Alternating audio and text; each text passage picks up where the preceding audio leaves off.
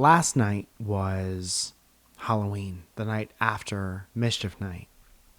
And you guys went out and you got drunk, and I went on IG and I said, ask me whatever you want while you're drunk tonight, and tomorrow I'll answer them on the podcast. This is that. Time to answer up everything you might have been wondering. And we'll do that right after these messages.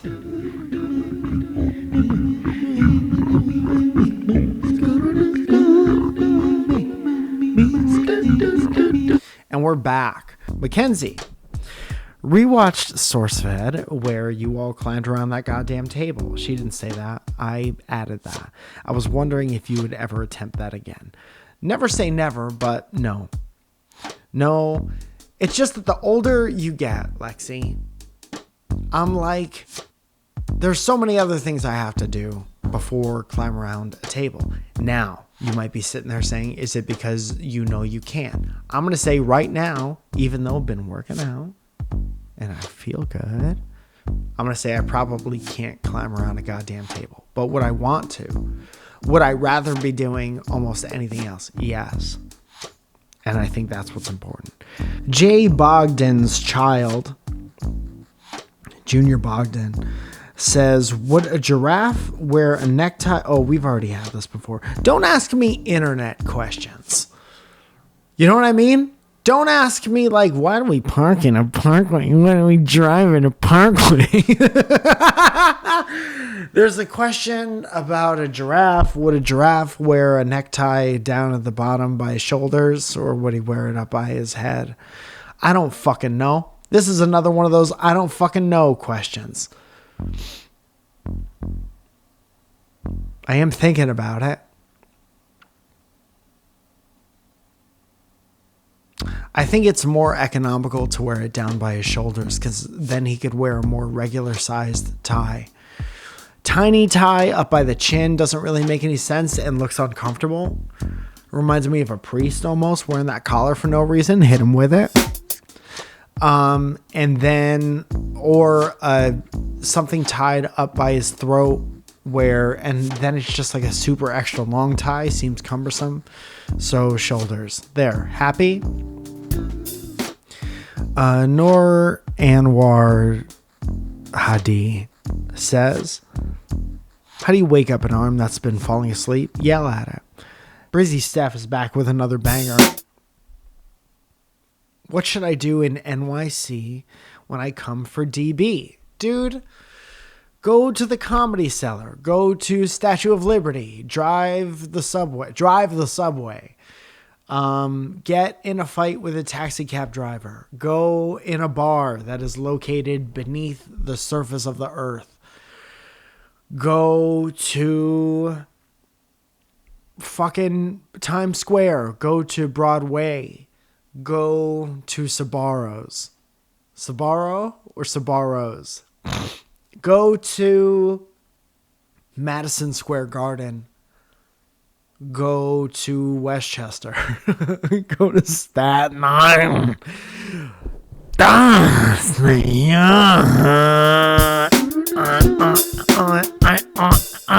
That's New York. That's New York. Why did it stop? There. That's fun. Kind of let myself down there for a second. Anyway, how do I get over being scared of all the things I want in my life? Moving, changing jobs, etc. If you don't move and you want to, and if you don't change jobs and you want to, when you're stuck in the same place and you can't do anything about it years later, you'll only have yourself to blame.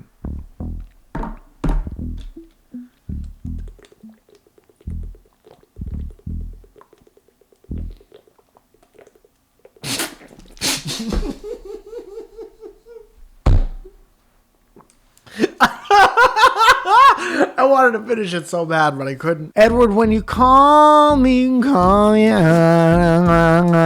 Poole 13 says, horny for candy corn? Absolutely. What'd you just get here, dog? Been horny for candy corns. Haven't had any this year. Haven't seen them. Haven't been in a CVS. near the front where they sell fucking pillows of them.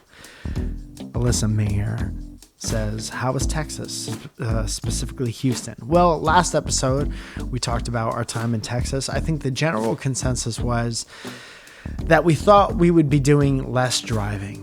And when you drive for 3 hours a day for 5 days straight, it's kind of a bummer because you spend most of the time in the car, bathroom break, food, and then you get to the hotel and you check into the hotel, maybe kill an hour or so until you're allowed to check in. And then you kind of get all your shit, you get in the shower, you get some food. And by that time, it's like, how much time do you really have before the show to really enjoy anything? And that was the general thing, is that we really didn't get enough time to like sit and enjoy the cities, but they were all fine. I like Dallas, Addison area the most. Houston was fine. Didn't do anything real Houston specific, to tell you the truth. Stayed in a regular hotel. There's a lot of like strip mall stuff. There's a lot of like, there's a Chick-fil-A and a Target and a TGI Fridays, and then just a lot of that on repeat. And we didn't get to like go into any place that would make Houston specific. We went to a Topgolf, and I've never been to a Topgolf before. And if you, I would recommend that for anybody.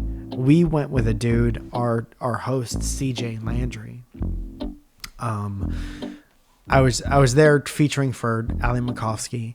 So me, Ali, her boyfriend Mo, CJ, and Zoja went to this Topgolf, and CJ never touched a golf club before. And I think he ended up winning the first game of Topgolf, because you go and you just blast it into this field with targets on it. And there's a video system that keeps track of like where your ball goes and how many points you have. And then you could order fucking buffalo tendered fingers.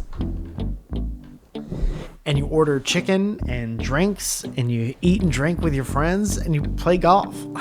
It's fucking awesome. So that's what we did in Houston. That'll be my favorite memory from there. But Texas is... The one thing that stuck out in my mind was the guy who I was sitting next to in the bar, who was like, a lot of people think we're like hardcore Republican conservative down here. And I'm sure in a lot of areas that checks out. But he was like, we don't give a fuck if you're Republican or Democrat. We just love Texas. We just want to be Texas. And I was like, there's something beautiful about that. Barter Creative said, bad plane stories. And he said he'd never heard me talk about any kind of bad times that I've had on a plane. Because... I don't know, man. I've been on a lot of planes in the past 20 years of my life, and I've had some bad trips.